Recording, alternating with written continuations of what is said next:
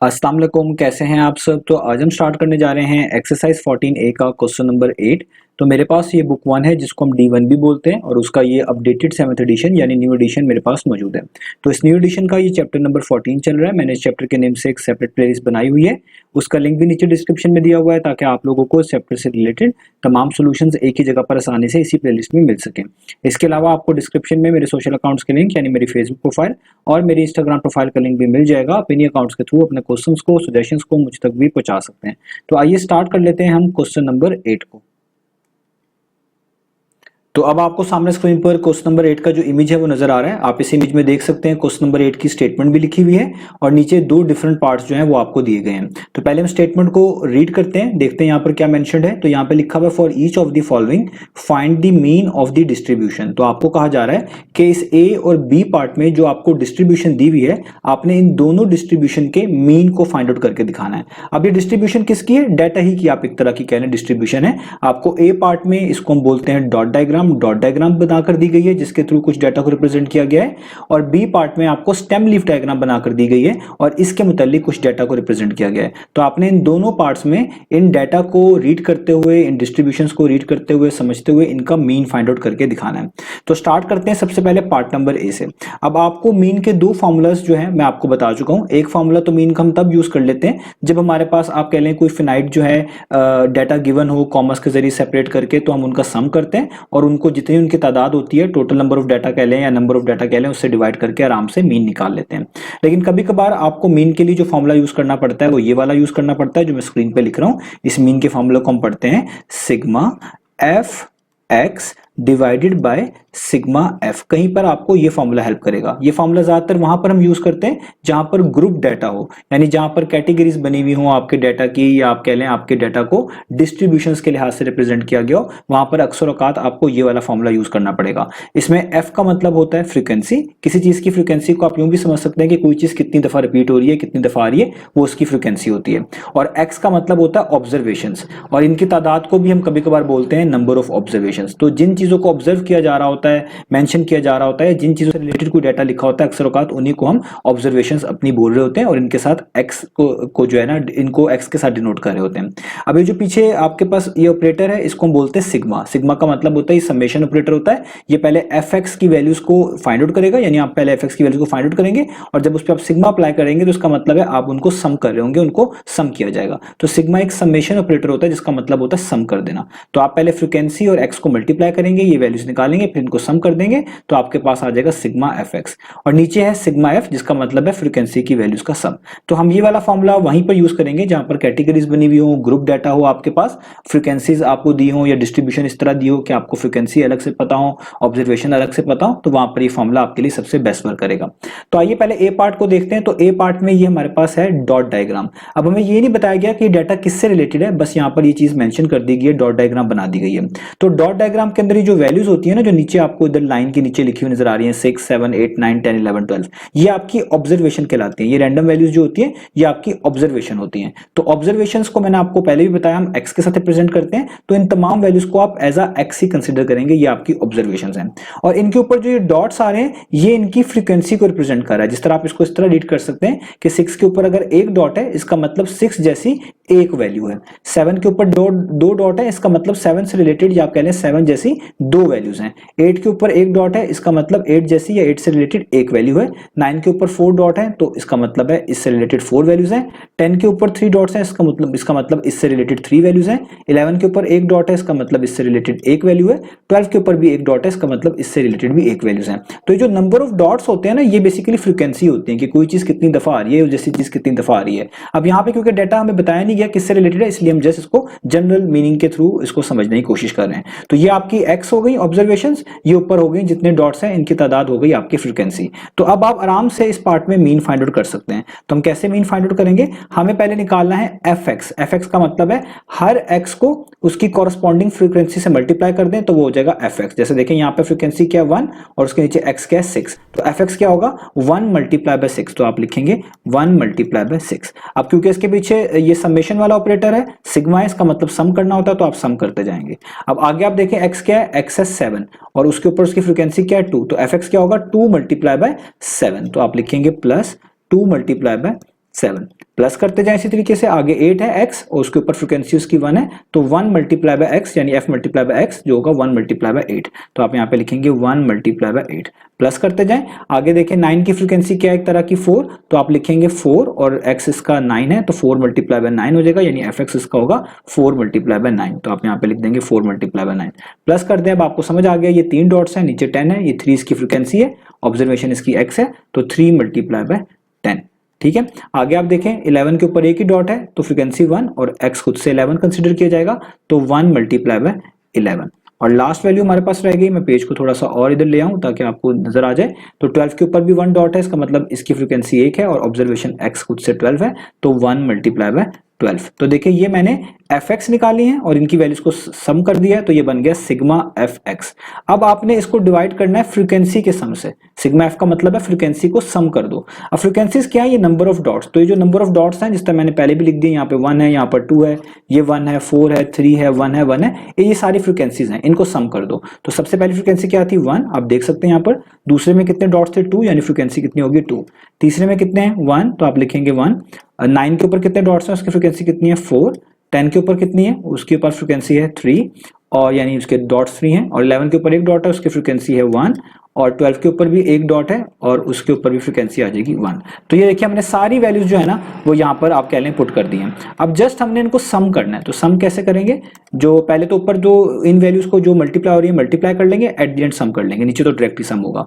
तो 6 1 टाइम्स कितना होता है 6, 2 7 टाइम्स कितना होता है वो होता है 14, 8 1 टाइम्स कितना होता है वो होता है 8, 4 9 टाइम्स कितना होता है वो होता है 36, 3 10 टाइम्स कितना होता है वो होता है 30, 1 11 टाइम्स कितना होगा वो होगा 11 और 12 1 टाइम्स कितना होगा वो होगा 12। और नीचे आप इन वैल्यूज को ऐड करके डायरेक्टली लिख लें, तो 1 + 2 कितना होता है 3, 3 में नेक्स्ट साइड वर्क करेंगे 1 तो 4, 4 + 4 8, 8 + 3 11, 11 + 1 12 और 12 + 1 ये कितना हो जाएगा, ये हो जाएगा 13। तो आपके पास क्या आ गया यहाँ पर 13 आ गया। अब जो आपके पास ऊपर वैल्यूज बची हैं इनको भी आप ऐड कर लें, तो आपको ऊपर वाला भी न्यूमरेटर में भी पता चल जाएगा क्या आएगा। तो अगर आप इन सारी वैल्यूज को ऐड करें, ये 6 14 8 36 30 11 और 12, तो इन सबको ऐड करने के बाद आता है 117 और नीचे आपके पास क्या है 13। ये दोनों नंबर्स कंप्लीटली 13 पर डिवाइड होते हैं, 13 1 टाइम्स 13 9 टाइम्स, तो आंसर आ गया 9। नीचे वाले 1 को लिखने की जरूरत ही नहीं है, तो आपके पास जो है यहाँ पर वैल्यू आ गई इस मीन की, वो है 9। तो आपने ए पार्ट में जो आपको डॉट डायग्राम दी हुई थी इसमें आपने sigma fx divided by sigma f वाला फॉर्मूला यूज करके आसानी से मीन निकाल लिया। अब हम चलते हैं बी पार्ट की तरफ। मैं इस चीज को यहाँ पे इरेज कर देता हूँ और अब हम स्टेम लीफ डायग्राम जो दी हुई है इसमें इस डाटा का, इस डिस्ट्रीब्यूशन का अब हम मीन निकालेंगे। तो अब हम स्टार्ट कर लेते हैं पार्ट नंबर बी को। तो पार्ट नंबर बी में डेटा को स्टेम लीफ डायग्राम की फॉर्म में रिप्रेजेंट किया गया है। अब उसके लिए पहले आपको समझना है कि स्टेम लीफ डायग्राम में हम डेटा किस तरह रिप्रेजेंट कर रहे होते हैं, तभी आप आसानी से स्टेम लीफ डायग्राम के फॉर्म में जो डेटा लिखा हुआ है उसका मीन निकाल पाएंगे। तो स्टेम लीफ डायग्राम में याद रखिएगा हम हमेशा डेटा को स्प्लिट करके जो है रिप्रेजेंट कर रहे होते हैं। वो कैसे, आप देखिए यहाँ पे जो स्टेम लिखा हुआ है इसके नीचे डिफरेंट आपके पास डिजिट्स नजर आ रहे हैं, जैसे 7 है 8 है 9 है और 10 है, और इन स्टेम्स के बिल्कुल पैरेलल इनके लीव्स लिखे गए हैं। जैसे 7 के पैरेलल क्या लिखा हुआ है 2 3 5 और 5, तो ये 2 3 5 और 5 लीफ हैं किसके 7 के। और इसी तरीके से 8 के आगे आप देखें पैरेलल क्या लिखा हुआ है 2 7 8 8 9 9 9, तो ये सारे के सारे लीफ किसके 8 के, तो 8 इनका स्टेम है और ये इसके आगे लीफ है। तो डाटा को देखिए स्प्लिट करके लिखा जा रहा है स्टेम में और लीव्स में। अब इनको पढ़ने का तरीका क्या होगा, तो उसके लिए आप इनकी की दिखा करेंगे। आप देखिए नीचे इनकी की बताई गई है कि आपने इनको पढ़ना कैसे है। तो आप यहां पर देखिए उन्होंने एग्जांपल भी दी हुई है कि अगर आपके पास स्टेम 7 है उसके आगे लाइन है और लीफ के तौर पे 3 लिखा हुआ है, तो आप इस पूरी चीज को कैसे पढ़ेंगे, आप इस पूरी चीज को पढ़ेंगे पाकिस्तानी रुपीस के अंदर 7.30। तो इसका मतलब ये सारा डाटा जो है ये पाकिस्तानी रुपीस के अंदर दिया हुआ है। आपने यहां से एक स्टेम चूज करना है, उसके आगे लीफ लिखना है और उसके लीफ को मिलाकर आपने इस तरह पाकिस्तानी रुपीस में रिप्रेजेंट करना है। जैसे एग्जांपल के तौर पे उन्होंने 7 लाइन 3 का बताया था, तो अगर हम यहाँ पर खुद से रीड करें, यहाँ पे स्टेम 7 है और लीफ 2 है, तो आप क्या मिलाकर पढ़ेंगे, आप पढ़ेंगे 7.30 7.20। इसी तरीके से आप देखें अगला लीफ 3 है तो आप पढ़ेंगे 7.30। इस तरह अगला लीफ 5 है तो आप पढ़ेंगे 7.50। फिर अगला लीफ 5 है तो आप फिर से पढ़ेंगे 7.50। इस तरह नीचे भी एक दो पढ़ लेते हैं। तो यहाँ पे देखिए स्टेम 8 है, अब स्टेम 8 हो गया। उसके आगे लीफ 2 आ रहा है तो आप पढ़ेंगे 8.20, बिल्कुल इसी की के मुताबिक 8.20। फिर आगे 8 के आगे स्टेम 8 है तो लीफ 7 है तो इसको पढ़ेंगे 8.70। तो इस तरीके से इनको रीड किया जाएगा। तो आप क्या करें, पहले अपने डाटा को आप इस तरह कॉमर्स के जरिए सेपरेट करके लिख दें ताकि आपको मीन निकालने में और भी आसान हो जाए। तो हम सारे स्टेम और लीफ को मिलाकर इस की मदद से यहां पर लिखने लगे। तो पहला स्टेम क्या है 7, तो इसका पहला लीफ क्या है 2, तो आप इसको लिखेंगे 7.20। अब ये सारा डाटा याद रखिएगा पाकिस्तानी रुपीज में, तो मैं इन सब के साथ PKR नहीं लगा रहा, आप जिसको समझ जाइएगा कि पाकिस्तानी रुपीज में, ठीक है। आप सबके साथ भी लगा दे तो भी ठीक है, वैसे जरूरत नहीं है। आप डाटा को पहले प्लस वगैरह कर लीजिएगा, फॉर्मूले में पुट कर दीजिएगा, at the and unit mention कर दीजिएगा। तो अगला आप देखें अगला लीफ क्या है 7 का, वो है 3, तो आप इसको लिखेंगे 7.30। उससे अगला लीफ क्या है वो है 5, तो आप इसको लिखेंगे पढ़ेंगे 7.50, लिखेंगे इस तरीके से 7.50। आगे आप देखिए उसका अगला लीफ क्या है फिर से 5, तो इसको भी आप लिखेंगे 7.50। तो देखें आपने 7 जो स्टेम था और उसके जो लीफ थे इनको मिलाकर यहां पर लिख दिया। अब इसी तरीके से 8 की बारी है। अब 8 स्टेम है तो इसके लीफ ये सारे इनको भी आप लिख लें। तो 8 के आगे पहला लीफ है 2, तो आप लिखेंगे 8.20। आगे है 7 तो आप लिखेंगे 8.70। फिर आगे 8 है तो आप लिखेंगे 8.80। फिर दोबारा 8 है आप फिर से लिखेंगे 8.80 और 3 दफा 9 है तो आप 3 दफा लिखेंगे 8.90, 8.90 और 8.90। तो यहाँ पे जगह थोड़ी सी कम पड़ गई है तो मैं नीचे लिख रहा हूँ। अब 9 जो स्टेम है इसके लीव्स लिख रहा हूँ। तो 9 के आगे पहला जो लीफ है उसका है 1, तो आप इसको रीड करेंगे 9.10। फिर आगे 3 है तो आप रीड करेंगे 9.30। फिर 2 दफा 7 है तो आप लिखेंगे 9.70 और 9.70। फिर आपके पास देखें अगला स्टेम आ गया 10, इसके लीफ है 2, 7 और 8, तो इनको भी आप लिखेंगे 10.20, 10.70, ये 10.20, ये 10.70 और आखिरी वाला 10.80। तो इस तरीके से आप अपने डाटा को यहाँ पर मेंशन कर लें। अब जब आपने अपने डाटा को मेंशन कर लिया है, अब आप इनका मीन आसानी से निकाल सकते हैं। अब आप देखें ये आपका मीन निकालना बहुत आसान हो गया। इस तरह के पिछले पार्ट्स हमने किए हैं कि जब आपके पास डाटा इस तरह एक तरह की डिस्क्रीट फॉर्म में लिखा होता है, यानी कॉमर्स के जरिए सेपरेट करके लिखा होता है, तो इधर आप जस्ट क्या करें कि आप इन तमाम वैल्यूज को सम करें और इसको डिवाइड कर दें जितनी इनकी तादाद है उसके ऊपर, तो आपके पास मीन आ जाता है। तो यहाँ पर भी हम इस तरह मीन निकालेंगे कि अब हमारे लिए मीन निकालना बहुत आसान है कि मीन का फॉर्मूला होता है एक तरह का sum of all values divided by total number of values या नंबर ऑफ वैल्यूज। तो ये सारी वैल्यूज ही हैं आपकी, आप इनको पहले सम कर लें। अब सम करने का मतलब है सबको प्लस आप करके लिखेंगे, यानी सम की फॉर्म में पहले लिखेंगे। तो मैं लिखूंगा पहली वैल्यू क्या है 7.20, अगली वैल्यू क्या है 7.30, उससे नेक्स्ट वैल्यू क्या है वो है 7.50, उससे नेक्स्ट वैल्यू क्या है वो फिर से क्या है 7.50। अब इसी तरीके से हम सारों को प्लस करते जाएंगे। तो टाइम बचाने के लिए मैं जल्दी से लिख देता हूं यहां पर। तो देखिए मैंने ऊपर तमाम वैल्यूज को इधर सम की फॉर्म में लिख दिया, सम करके लिख दिया। कुछ वैल्यूज आगे पूरी नहीं आ रही थी तो मैंने उनको नेक्स्ट लाइंस के अंदर लिख दिया। तो इसी तरीके से आपने इन तमाम वैल्यूज को सम करके लिख देना है। अब ये मीन हम निकाल रहे हैं तो ऊपर तो सम ऑफ ऑब्जर्वेशन आ जाता है, आप कह रहे हैं सम ऑफ ऑल वैल्यूज आ जाता है। तो नीचे क्या आता है, नीचे आता है टोटल नंबर ऑफ वैल्यूज। अब टोटल नंबर ऑफ वैल्यूज कितनी है, या तो आप इनको काउंट कर लें तो भी आपके लिए आसान है, और स्टेम लीफ डायग्राम में ये जो लीव्स होते हैं अगर आप इनको काउंट कर लें ये भी आपको टोटल नंबर ऑफ वैल्यूज बता देंगे। जैसे देखिए 7 के कितने लीफ हैं 1 2 3 4, इसके 4 लीव्स हैं। 8 के कितने आपके पास लीफ हैं 1 2 3 4 5 6 7, इसके 7 लीफ हैं। 9 स्टेम के कितने लीफ हैं 1 2 3 4, इसके 4 लीफ हैं। और 10 के कितने लीफ हैं वो है 1 2 3, इसके 3 लीफ हैं। तो अगर आप इन तमाम वैल्यूज को प्लस कर देंगे ना तो ये आपकी टोटल नंबर ऑफ वैल्यूज ही होंगी। और अगर आप ऐसे प्लस नहीं कर सकते, आप ये जो वैल्यूज लिखी हुई है इनको काउंट कर लें, यहां से भी आपको पता चल जाएगा। तो मैं इन्हीं को सम कर रहा हूं। ये जो मैंने लीव्स की तादाद यहाँ पे लिखी हुई है वो है 4 7 4 और 3, तो मैं इन सबको सम करूंगा। मैं यहाँ पे लिखूंगा 4 + 7 + 4 + 3। तो इन तमाम स्टेम के जितने जितने लीव थे उन सब की तादाद को मैंने यहाँ पर प्लस कर लिया। अब मैंने जो ऊपर वैल्यूज हैं इनको प्लस करना है, तो एडिशन आसान है। आप इसकी जब ऊपर लिखी हुई तमाम वैल्यूज को प्लस करेंगे तो आपके पास इसका आंसर आएगा 160.2। आप 0.2 लिख लें या आप कह लें 0.20 लिख लें, दोनों के मीनिंग सेम है। आप खुद मैन्युअली कर रहे होंगे तो लास्ट वाला जीरो आपको मिलेगा। कैलकुलेटर अक्सर औकात ये लास्ट वाले जीरो को आपको शो नहीं करेगा, जस्ट 160.2 लिख देगा। तो दोनों के मीनिंग अप्रोक्सीमेटली बाकी सेम ही है,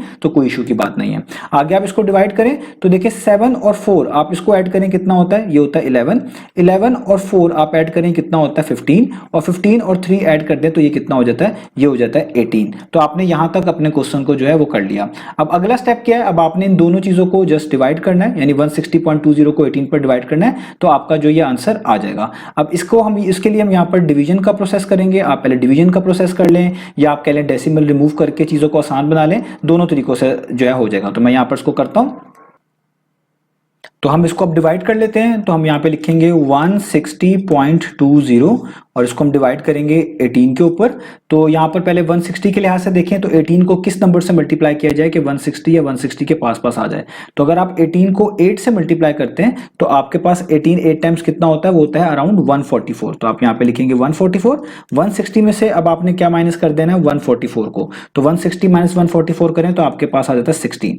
अब इस डेसिमल के बाद वाले डिजिट को आप उतार रहे हैं 2 को नीचे, तो ऊपर भी आप डेसिमल पहले से लगा देंगे। अब आपके पास यहाँ पर क्या आ गया, अब आपके पास यहाँ पर आ गया 162। अब आपने देखना है 18 को किस नंबर से मल्टीप्लाई करें कि 162 या 162 के पास आ जाए। तो 18 को अगर आप 9 से कर देते हैं तो एग्जैक्टली 162 आ जाता है। तो 162 माइनस 162 सब कुछ जीरो हो गया, रिमाइंडर जीरो आ गया। अभी जो लास्ट वाला जीरो बचता है इसको आप यहाँ पर जीरो से उतार कर बाद में जीरो से मल्टीप्लाई करके भी लिखते हैं। वैसे जनरली हम इसको डायरेक्टली ऊपर लिख देते हैं चीजों को शॉर्ट करने के लिए, आसान बनाने के लिए। तो आपका आंसर आ गया 8.90। आप इस जीरो को उतार कर 18 को दोबारा जीरो से मल्टीप्लाई करेंगे तो यहाँ पर जीरो आएगा, तब भी ये फाइनल हो जाएगा, तब भी 8.90 लिख देंगे। तो आपके पास जो है मीन का आंसर आ गया। वो कितना आ गया, क्योंकि सारी वैल्यूज पाकिस्तानी रुपीस में थी तो आप लिखेंगे 8.90 पाकिस्तानी रुपीस। तो ये वो मीन था जो हमने फाइंड आउट करके दिखाना था। तो उम्मीद है आपको ये कंप्लीट सोल्यूशन समझ आया होगा। इंशाल्लाह अब हम नेक्स्ट वीडियो में मिलेंगे बाकी सोल्यूशंस के साथ।